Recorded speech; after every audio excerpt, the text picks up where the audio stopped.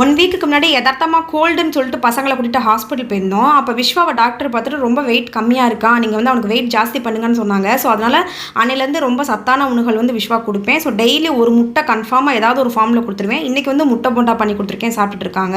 So next பார்த்திங்கன்னா பாலில் இந்த ப்ரோட்டீன் பவுடர் டாக்டர் தான் சொன்னாங்க. ஸோ இந்த ப்ரோட்டீன் பவுடர் பாலில் 1 ஸ்பூன் கலந்து விஸ்வாக்கு மட்டும் கொடுப்பேன், நிகாஷ்க்கு கொடுக்க மாட்டேன். அவனுக்கு தேவையில்லை அப்படின்னு சொல்லிட்டு டாக்டர் சொல்லிட்டாங்க. ஈவினிங் கதவு ஜன்னல் எல்லாம் கொசு வருன்றதுக்காக நாங்கள் அடைச்சி வச்சுருக்கோம்.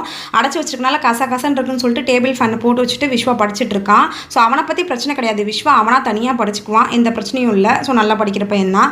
நிகாஷ் குட்டி பார்த்திங்கன்னா நல்லா படிப்பான். பட் ஆனால் நான் வந்து அவனுக்கு ஹெல்ப் பண்ணணும். நான் அவனுக்கு ஹெல்ப் பண்ணும்போதே அவன்கிட்ட எவ்வளோ வாக்குவாதம் பண்ணுறான் என்கிட்ட அப்படின்னு சொல்லிட்டு இந்த வீடியோ பார்க்கும்போதே உங்களுக்கு தெரியும். அதனால் தனியாக படிக்க விட மாட்டேன், பக்கத்தில் உட்காந்து தான் நான் சொல்லி கொடுப்பேன். விஸ்வாங்க அப்பா வந்துட்டாங்க. விஸ்வாக்கு வந்து மேக்ஸில் ஏதோ டவுட்டுன்னா, நான் கொஞ்சம் மேக்ஸில் இருந்து ஸ்லோ, விஸ்வாங்க அப்பா மேக்ஸ் நல்லா சொல்லி தருவாங்க. அதனால் வீட்டுக்கு வந்தோடனே பையனுக்கு வந்து மேக்ஸ் வந்து சொல்லி கொடுத்துக்கிட்டு இருக்காங்க.